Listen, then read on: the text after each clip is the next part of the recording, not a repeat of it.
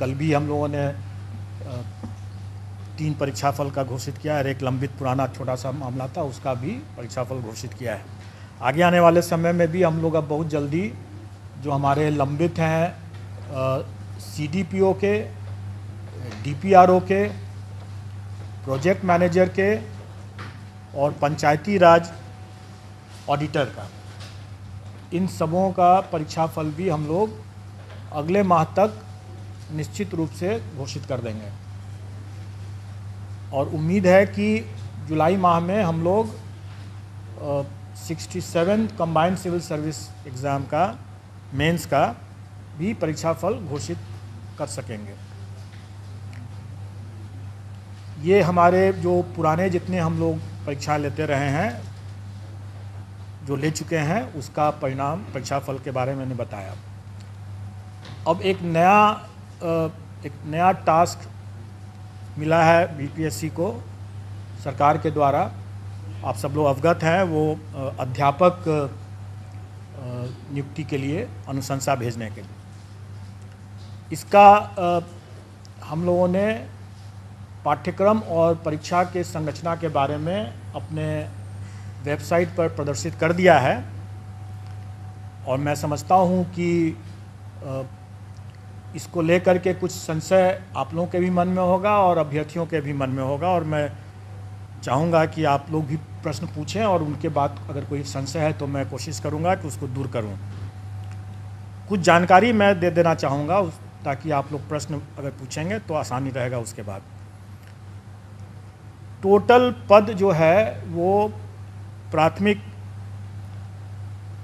विद्यालय के लिए 79,943 है, जिसकी अधियाचना आयोग को प्राप्त हुई है। 79,943। उसके बाद माध्यमिक विद्यालय के लिए 32,916, 32,916। और उसके बाद हायर सेकेंडरी के लिए 57,602, 57,602। टोटल होता है 1,70,461, 1,70,461, जिस 61 आप लोग भी टोटल कर लेंगे। अब इसमें जो अर्हताएँ हैं वो सरकार के नियमावली में दिया हुआ है, और जहाँ जहाँ वो मिसिंग होगा वो सरकार के निर्देश पर और सरकार के साथ आयोग की बैठक, संयुक्त बैठक में जो निर्णय लिया जाएगा उसके अनुरूप वो होगा। और वो विज्ञापन के समय, जब विज्ञापन निकलेगा 1-2 दिन में, मैं समझता हूँ कि विज्ञापन भी हम लोग निकाल देंगे। वैसे मैं बता दूँ मोटा मोटी तौर पर कि प्राथमिक विद्यालय के लिए जो न्यूनतम अर्हताएँ होंगी वो inter pass plus CTET plus diploma in elementary education या BEd अगर किया हो तो वो होना चाहिए। माध्यमिक विद्यालय के लिए graduation plus state STET plus BEd, और हायर सेकेंडरी के लिए पोस्ट ग्रेजुएशन होना है और स्टेट और BEd होना है। डिग्री मतलब graduation plus state plus BEd।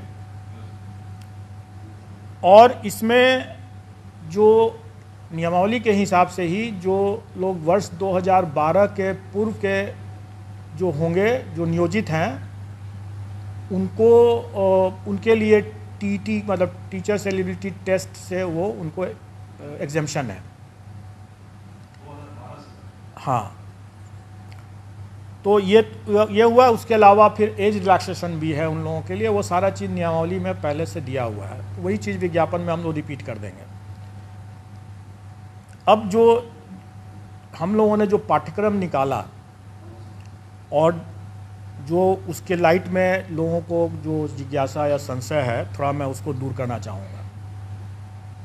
पहली बात कि ये लोग प्रश्न पूछ रहे हैं कि परीक्षा एक ही दिन में होगा, एक दिन से अधिक में होगा, तो हम लोग आवेदन जो मांगेंगे वो इन सभी पदों के लिए एक साथ मांगेंगे। एक ही आवेदन होगा। मतलब कहने का है कि एक कैंडिडेट अगर वो योग्य है तो वो प्राथमिक के साथ साथ वो हाई स्कूल के लिए भी और हायर सेकेंडरी स्कूल के लिए भी, तीनों के लिए वो अप्लाई कर सकता है। एक साथ अप्लाई एक साथ कर सकता है। और जब हम अप्लाई करने की जब हम उसको सुविधा देंगे, क्योंकि उसका हक भी है, अगर वो योग्य है तो तीनों में अप्लाई कर सकता है, तो स्वाभाविक है कि हम उसको तीनों के लिए परीक्षा में उत्तीर्ण होने के लिए भी हम उसी हिसाब से परीक्षा की तिथि को रखेंगे, ताकि अगर वो योग्य कैंडिडेट है तो वो तीनों परीक्षा में अलग अलग तिथि पर वो भाग ले सकता है। अब हम आते हैं पाठ्यक्रम के बारे में। पाठ्यक्रम या और परीक्षा की जो संरचना है वो हम लोगों ने इस तरीके से डिसाइड किया है कि एक पेपर जो होगा वो क्वालिफाइंग नेचर का है और वो भाषा का पेपर जो है वो क्वालिफाइंग नेचर का है। उसमें उसको सिर्फ पास करना है, उसका मेरिट में नहीं जुटेगा वो। उसमें भाषा में 2 सेक्शन रहेगा। एक सेक्शन अंग्रेजी है जो सबको करना है, और दूसरा सेक्शन में विकल्प है, मतलब कि वो हिंदी, उर्दू या बांग्ला। क्योंकि हमारे पास जो पद आए हैं प्राथमिक में, उसमें बांग्ला के लिए 148 पद है, उर्दू के लिए 12,729 पद है, और बाकी जो प्राथमिक के जो बाकी हैं वो सामान्य मतलब हिंदी के हैं। ये सब जो क्वालिफाइंग वाला जो मामला है, जिसमें 25 मार्क्स का अंग्रेजी और मैं आपकी जिज्ञासा को जल्दी ही शांत कर दूंगा। 25 मार्क्स जो रहेगा वो, और सभी एग्ज़ाम जो हमारे हैं वो MCQ बेस्ड हैं, मतलब कि ऑब्जेक्टिव टाइप के हैं, मल्टीपल चॉइस क्वेश्चंस रहेंगे। और क्वालिफाइंग नेचर का जो पेपर भाषा का है उसमें अंग्रेजी 25 नंबर के रहेंगे, 25 प्रश्न, और हिंदी या उर्दू बांग्ला जो रहेगा वो 75-75 का रहेगा। उसमें से कोई एक चुनना है उनको। मतलब टोटल 100 नंबर के 100 प्रश्न रहेंगे, और पूरे पेपर में उनको 30% मतलब कि 30 नंबर न्यूनतम लाना होगा, तभी वो पास करेंगे, नहीं तो वो परीक्षा से, प्रतियोगिता से बाहर हो जाएंगे। इसमें जो लोगों को जो जिज्ञासा है कि पहला कि क्या 30% अंग्रेजी में अलग और हिंदी में अलग लाना है, तो ऐसी बात नहीं है। संयुक्त रूप से उनको 30% लाना है, मतलब 30 नंबर लाना है। लेकिन मेरा यह मानना है कि ऐसा नहीं हो सकता है कि कोई शिक्षक हों और वह सड़क पर अगर चल रहे हैं और सड़क पर जो रोड पर जो साइनेजेस रहता है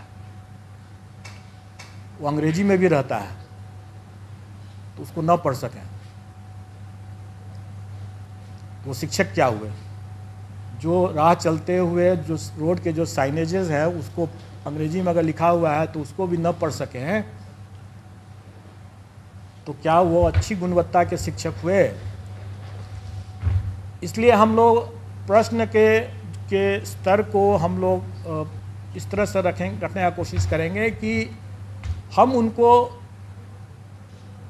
अंग्रेजी ज़रूर सरल रहेगा, कठिन नहीं रहेगा। हम मानते हैं कि यहाँ पर हिंदी भाषी प्रदेश है तो अंग्रेजी का प्रश्न कठिन नहीं रहेगा, लेकिन इसका ये मतलब हुआ कि हिंदी का भी प्रश्न सरल नहीं होगा, क्योंकि अगर हिंदी का प्रश्न भी सरल हुआ और अंग्रेजी का प्रश्न भी सरल हुआ तो सब हिंदी ही देख करके निकल जाएंगे। इसलिए थोड़ा हम लोग भी दिमाग लगाएंगे, और मैं चाहूँगा कि अभ्यर्थी भी थोड़ा तो अंग्रेजी भी पढ़ ही लें, ताकि वो शून्य ना हो अंग्रेजी उनका, क्योंकि शून्य से अगर फिर वो आगे नहीं बढ़ पाएंगे, राह चलता वो साइनेज भी नहीं पढ़ पाएंगे, तो वो अपने छात्रों को कैसे पढ़ाएंगे। ये रही बात जो हमारे वैकल्पिक जो क्वालिफाइंग नेचर के जो भाषा का जो पत्र है उसके बारे में मैंने बतलाया। इसके बाद अब मेन पेपर होगा। मेन पेपर 150 नंबर का होगा, जिस पर कि मेरिट होगा, और हर स्कूल के कैटेगरी के लिए एक ही मेन पेपर है। जैसे प्राथमिक के लिए सिर्फ एक मेन पेपर है, अगर हम हाई स्कूल के लिए जाते हैं तो उसके लिए भी एक ही मेन पेपर है, और अगर हम इंटर के लिए भी इंटर स्कूल के लिए भी जाते हैं, मतलब सेकेंडरी हायर सेकेंडरी स्कूल के लिए जाते हैं तो उसके लिए भी एक ही मेन पेपर है। एक ही पेपर उसके बाद देना है, और वो अगर कोई अभ्यर्थी अगर तीनों श्रेणी के लिए अप्लाई करता है तो स्वाभाविक है कि उसको फिर तीनों पेपर देना होगा। अलग अलग दिन होगा लेकिन देना होगा तीनों। फिर मेरिट लिस्ट अलग अलग बनेगा क्योंकि सबके लिए अलग अलग वो परीक्षा है। अब रही बात कि जो भी 150 नंबर का जो मेन पेपर हुआ उसका कंपोजिशन इस तरह से रहेगा कि 100 क्वेश्चंस तो रहेंगे वही जो वो अपने विद्यार्थियों को पढ़ाते हैं, उसका टॉपिक, उसका चैप्टर, उसका विषय वो वही होगा जो वो अपने बच्चों को पढ़ाते हैं स्कूल में। इसलिए अगर ये जिज्ञासा है कि उसका हम सिलेबस में विस्तार करके दें तो मेरा ये कहना होगा कि बिहार एग्जामिनेशन बोर्ड का जो सिलेबस है बच्चों के लिए उसी को देख लें, उसी को पढ़ लें, चैप्टर उसी के हिसाब से कंप्लीट कर लें, उनका डिटेल सिलेबस हो जाएगा। अगर मान लें कि अगर कोई फिजिक्स का देखता है या कोई हिंदी का देखता है तो जो अगर कोई इंटर का अगर है वो विषय, तो इंटर में जो पढ़ाई होती है एक फिजिक्स के स्टूडेंट के लिए उसका वही रहेगा, चैप्टर कंटेंट्स वही रहेगा। प्राथमिक विद्यालय में भी अगर जो बच्चों को जो पढ़ाते हैं शिक्षक वो वही रहेगा, कंटेंट वही, चैप्टर्स वही रहेंगे। मतलब सिलेबस का जो विस्तार, डिटेल सिलेबस की जो लोग मांग कर रहे हैं वो करना ज़रूरत नहीं है, क्योंकि अगर उसको देखना है तो अपने बिहार एजुकेशन बोर्ड का सिलेबस बच्चों का उठा कर देख लें और उसी की पढ़ाई कर लें। अब रही बात कि शिक्षक हैं वो बच्चों से उनका ज्ञान ज़्यादा होना चाहिए, बच्चों से उनका स्तर ज़्यादा होना चाहिए, तभी तो पढ़ा पाएंगे।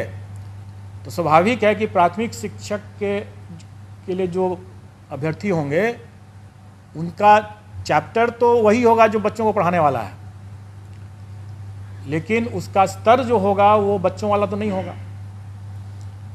उनका स्तर जो उनके लिए जो जैसे प्राथमिक शिक्षक के लिए न्यूनतम निर्धारित योग्यता जो है वो इंटर है, तो उसी के आलोक में प्रश्न पत्र का स्तर होगा। चैप्टर तो वही हुआ जो प्राथमिक विद्यालय में जो पढ़ाते हैं, लेकिन उसका जो स्तर जो होगा वो उनके जो न्यूनतम निर्धारित योग्यता मतलब इंटर जैसे है, तो उसी को ध्यान में रख करके होगा कि इंटर पास एक अभ्यर्थी स्कूल प्राथमिक विद्यालय के बच्चों को पढ़ाएंगे तो उनको क्या ज्ञान होना चाहिए, जो भी विषय वो पढ़ाएंगे उसके लिए उनका क्या ज्ञान होना चाहिए, क्या स्तर होना चाहिए, वो उसी के आलोक में रहेगा। और उसी तरीके से अगर मान लें अगर +2 का अगर कोई शिक्षक है अभ्यर्थी, तो स्वाभाविक है कि वो +2 के विद्यार्थियों को पढ़ाने के लिए उसका स्तर तो उससे ऊंचा का होना है, तो फिर +2 के शिक्षक के न्यूनतम अर्हता जो है वो पोस्ट ग्रेजुएशन का है। तो पोस्ट ग्रेजुएशन का है तो हम लोग उसी के आलोक में कि वो इंटर के बच्चों को पढ़ाने वाले पोस्ट ग्रेजुएट अभ्यर्थी हैं, तो प्रश्नों का स्तर क्या होना है वो उसी के हिसाब से हम लोग तय कर लेंगे। तो अब इसमें इसको लेकर के जो लोगों को कन्फ्यूज़न था कि हमारा क्या रहेगा, पाठ्यक्रम का कैसे मतलब डिटेल क्या रहेगा, तो मैंने बता दिया। अब रही बात कि ये तो 100 नंबर के हुआ, बाकी 50 नंबर के जो रहेंगे वो सामान्य ज्ञान जो है, जनरल साइंस कर लें, जनरल स्टडीज़ कह लें, वो बेसिकली जो पहला जो 100 नंबर का जो हुआ वो उनके नॉलेज का टेस्ट होगा, और बाकी जो 50 नंबर का जो होगा वो उनके इंटेलिजेंस का टेस्ट होगा।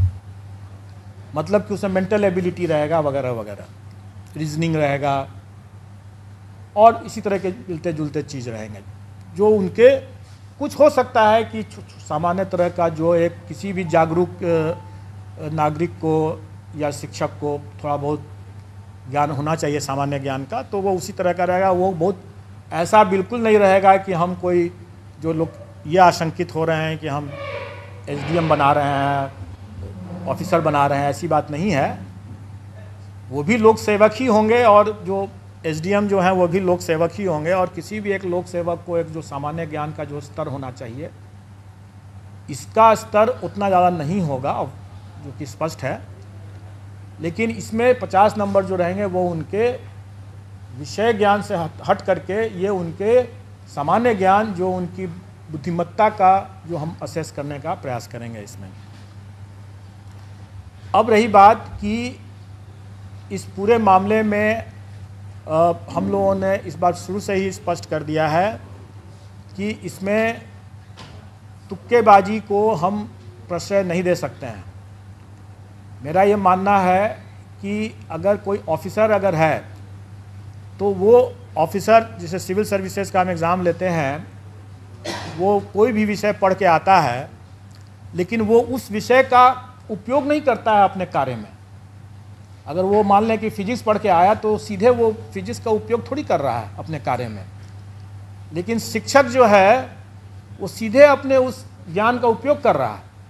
अगर वो फिजिक्स पढ़ के आया है या हिस्ट्री पढ़ के आया है तो वो उसका उपयोग कर रहा है अपना ज्ञान बांटने में, अपने विद्यार्थियों को पढ़ाने में।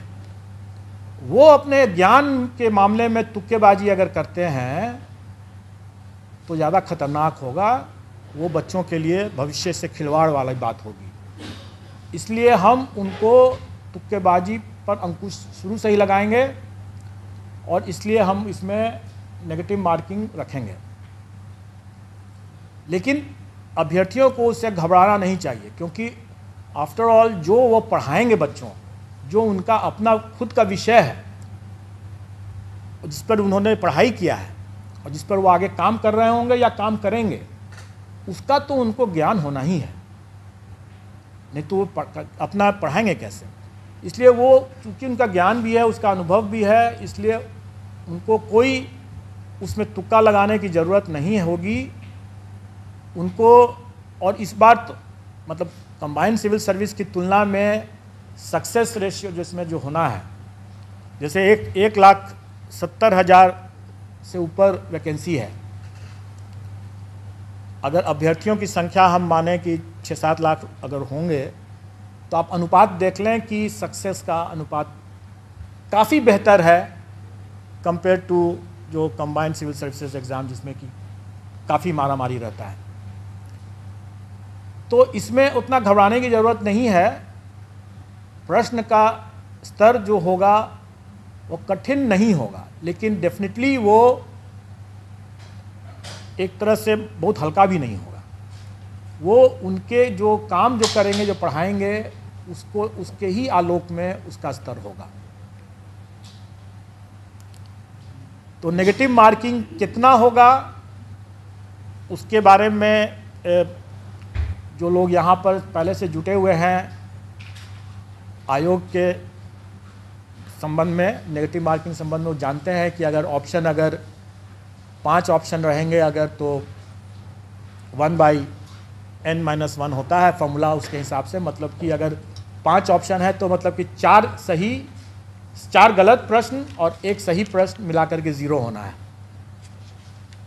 5 ऑप्शन है तो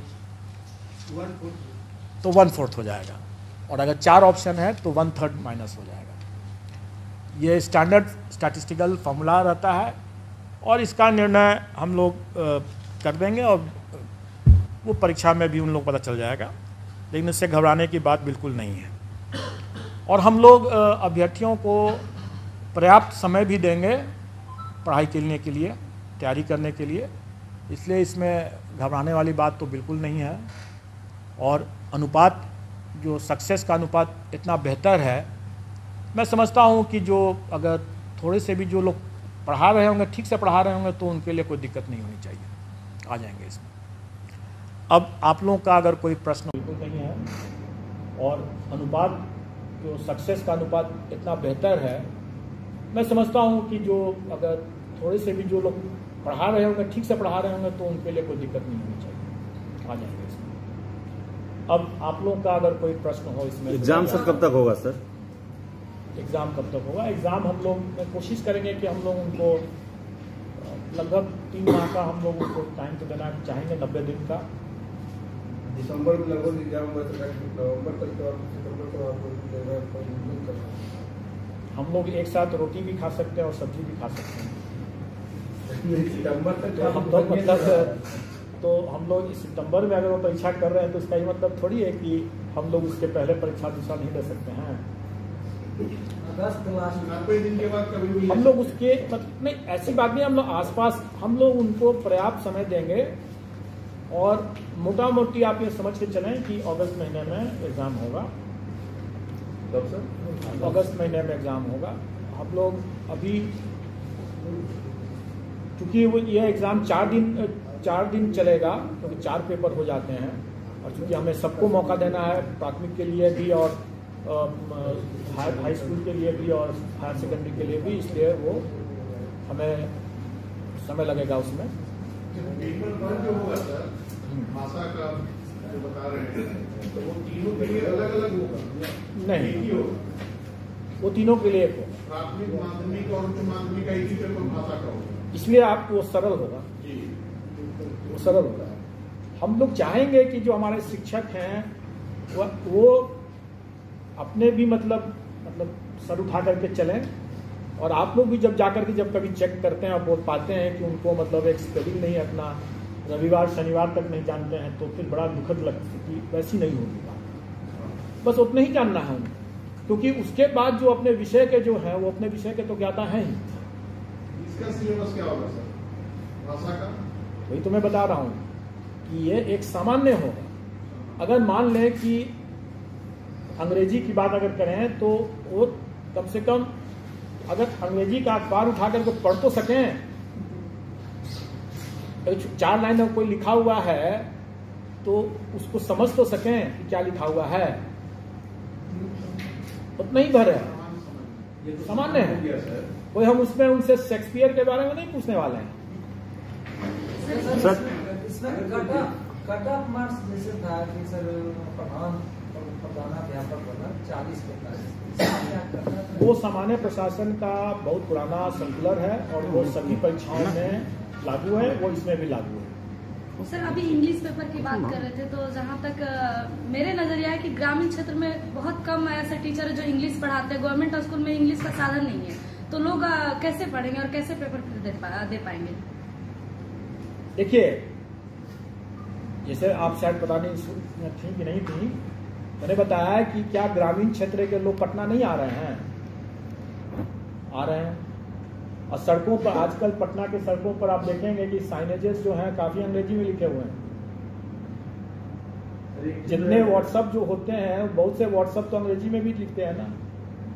सीनियर टीचर्स जो हैं, कोई एक अगर हम बिहार के भविष्य के लिए बात कर रहे हैं, हमारे बच्चे क्या उनकी सीमाओं से बच्चे की भी जानकारी या उनका जो ज्ञान जो है बाधित हो जाए? नहीं होना चाहिए। हम उनको अंग्रेजी पढ़ाने के लिए नहीं कह रहे हैं, क्योंकि वो अंग्रेजी विषय के वो शिक्षक नहीं है, इसलिए अंग्रेजी वो नहीं पढ़ा रहे हैं। लेकिन उनको इतनी जानकारी तो होनी ही चाहिए ना, जो अपने, क्योंकि वो अगर प्राथमिक विद्यालय के अगर शिक्षक है तो वो सब कुछ पढ़ा रहे हैं। हाई स्कूल के हैं तो वो अलग बात है, फिर तो विषयवार हो गया, फिर उसको अंग्रेजी के अलग विषय के शिक्षक हैं। 25 नंबर है अंग्रेजी में, 75 है हिंदी में। हम अंग्रेजी नहीं बनाए, 75 सिर्फ हिंदी बनाए। आपने सुन, मैंने इसके बारे में जवाब दे दिया है, मैंने इसके बारे में जवाब दे दिया है, इसलिए आप उसको आप समझ लें। सर एक चीज है सर, इसमें कहा जा रहा है सर, जो बीएड और ये सब का जो क्वालिफिकेशन रखा गया, वो ट्रेनिंग से रिलेटेड क्वेश्चन क्यों नहीं सर रखा गया है सर? Good question. मैं बता दूं कि आप तीनों स्तर के, क्योंकि अभी मेरे पास मध्य विद्यालय की वैकेंसी नहीं आई है, इसलिए मैं मध्य विद्यालय के बारे में नहीं बता रहा हूँ, अभी कुछ तय नहीं हुआ है, उसका जब आएगा तो उस समय देखा जाएगा। लेकिन अभी जितने भी स्तर लेवल के विद्यालय के शिक्षकों के बारे में मामला है, सब में देखेंगे कि अनिवार्य अर्हता में सीटेट एस्टेट ये है या बीएड डीएलएड है। ऐसी स्थिति में उन परीक्षाओं में प्रशिक्षण संबंधित कैसे पेडागोजी जो कहते हैं उसके संबंध में या चाइल्ड डेवलपमेंट के बारे में ऑलरेडी उसकी परीक्षा वो टीचर्स एबिलिटी टेस्ट में दे चुके हैं।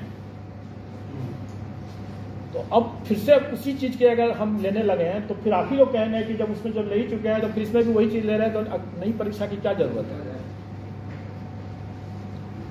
नई परीक्षा की ज़रूरत इसलिए है क्योंकि जो अभ्यर्थियों की संख्या अगर 6 लाख है और अगर हम उसमें से 1,70,000 ही को हमको अगर लेना है तो स्वाभाविक है कि हम मेरिट बेस्ड ही हम सिलेक्शन प्रोसेस करेंगे। अब रही बात कि पेडागोजी जो है या चाइल्ड डेवलपमेंट CDP जिसको कहते हैं, चाइल्ड डेवलपमेंट पेडागोजी के बात जो कहते हैं, ये ऐसा चीज़ है जिसके लिए वो पहले से एलिजिबल हो, वो अपनी पात्रता पहले से प्रमाणित कर चुके हैं। दूसरी बात कि ये ऐसा मामला है कि वो भविष्य में कि वो TET करके आए हुए हैं, वो जब स्कूल में जब जाएंगे वहाँ भी और भी अनुभव ज्ञान अभी हासिल करेंगे, उनका उसमें निखार आना ही है। उस पर हमको एक बार जब वो एलिजिबिलिटी टेस्ट कर चुके हैं उस बिंदु पर, तो दोबारा हमको उसी बिंदु पर उसकी परीक्षा लेने का कोई मतलब नहीं है। सर पहले क्वालिफाइंग परीक्षा होगा, उसके बाद ये भाषा वाले में आप जनरल तो हो गया, इंग्लिश और हिंदी दोनों होना चाहिए, लेकिन अगर कोई बंगला का स्टूडेंट है या उर्दू का स्टूडेंट है उसके लिए क्या वो भाषा का क्या? वही तो मैं बताया ना कि हिंदी ऑब्लिक उर्दू ऑब्लिक बंगला। हिंदी ऑब्लिक प्रश्न पत्र बाइलिंगुअल रहेगा या हिंदी केवल? देखिए, प्रश्न पत्र जो हमारा जो सब्जेक्ट का जो रहेगा वो बाइलिंगुअल रहेगा, लेकिन नेचुरली अगर हिंदी का प्रश्न अगर है, एक पेपर है तो हिंदी में ही सिर्फ रहेगा। अगर इंग्लिश का है तो फिर उसमें हिंदी तो नहीं रहेगा। एक उर्दू वाले, ये मदरसा वाले, जो लैंग्वेज का जो विषय का जो पेपर रहेगा वो उसी लैंग्वेज में रहेगा, जो बाइलिंगुअल नहीं रहेगा। ये DET को लेके बिहार में जो अब तक परीक्षाएं हुई है, इसमें महिलाओं को विशेष छूट दिया गया है कि 85% उनके लिए 85 मार्क्स है, तो क्या वो छूट आप जारी रखेंगे या फिर जो 90 का है? देखिए, जो मिनिमम क्वालिफाइंग जो कट ऑफ है वो सरकार के द्वारा पहले से निर्धारित है। उसमें महिलाओं के लिए अलग है, सामान्य के लिए अलग है। वो उसका पूरा आप लोगों को ज्ञान होगा, हमारे पाठ्यक्रम में भी वो परसेंटेज लिखा हुआ है। अब रही बात कि सरकार ने इस बार जो नियमावली जो बनाया है उसमें प्राथमिक विद्यालय के शिक्षकों के लिए शिक्षकों के पद पर महिलाओं के लिए आरक्षण जो है 50% 50%, अन्य में 30% या 35%। प्राथमिक में 50 और अन्य में 35। अन्य में जो पहले से है वो सही है, और प्राथमिक विद्यालय के केस में 50% आरक्षण महिलाओं के लिए। सर ये जो एग्जाम जो 2 एग्जाम होंगे तो क्वालिफाइंग एग्जाम पहले होंगे उसके बाद मेंस होंगे या इससे कोई फर्क नहीं पड़ता है, क्योंकि हमारे जो भी एग्जाम है MCQ बेस्ड हैं और इसका इवैल्यूएशन हमारे कंप्यूटर से ही होंगे, क्योंकि हम हमेशा करते आ रहे हैं। जो लोग आयोग के पास आते रहते हैं या आयोग की पद्धति से वाकिफ़ हैं वो जानते होंगे। मैं 1-2 बातें और बता देना चाहूँगा, जो लोग नहीं वाकिफ़ होंगे उनके लिए। पहली बात कि ये MCQ बेस्ड होगा तो इसमें हम सारा का सारा जो है कंप्यूटर से ही हम इवैल्यूएशन करते हैं। और हम लोगों ने एक नई परिपाटी बनाया है कि जो हमारे आंसर की जो निकलते हैं वो हम पहले से प्रदर्शित कर देते हैं, और उस पर जिसको आपत्ति करनी है तो आपत्ति भी करते हैं 1 बार 2 बार, तो वो इसमें रहेगा। जो हम लोगों ने इतने दरमियान में जो अनुभव हासिल किया है इस तरह की परीक्षाओं को लेने में और जो सुधार किया है उसका लाभ शिक्षक अभ्यर्थियों को भी होने वाला है। तीसरा ये इसमें ये रहेगा कि पारदर्शिता बरतते हुए हम उनका OMR शीट को वेबसाइट पर उनको दे देंगे ताकि वो अपना OMR शीट देख सकें कि उन्होंने क्या किया है। ये पूरी ट्रांसपेरेंसी रहेगी। लेकिन इसके साथ साथ मैं ये भी बता दूं, उनको ये आगाह भी कर दूं कि मैं जो ये सुविधा दे रहा हूं तो उसके साथ साथ जो पारदर्शिता और जो कड़ाई जो की बरती जाएगी उसके बारे में भी जानकारी दे दूं। हम लोग अपना प्रश्न पत्र जो है वो सीधे एग्जामिनेशन सेंटर में अभ्यर्थियों के सामने खोलेंगे। वो कहीं किसी सेंटर सुपरिटेंडेंट के चैम्बर में नहीं खुलेगा। वो पहुंचेगा, और जो लोग यहाँ से पहले से आते रहे हैं वो तो वाकिफ हैं, जो नहीं आ रहे पहली बार आ रहे होंगे जो उनके लिए मैं बता दूं। और शिक्षक अभ्यर्थी चूंकि के लिए ये पहला अनुभव होगा, क्योंकि बहुत पहले जो इस वर्तमान जनरेशन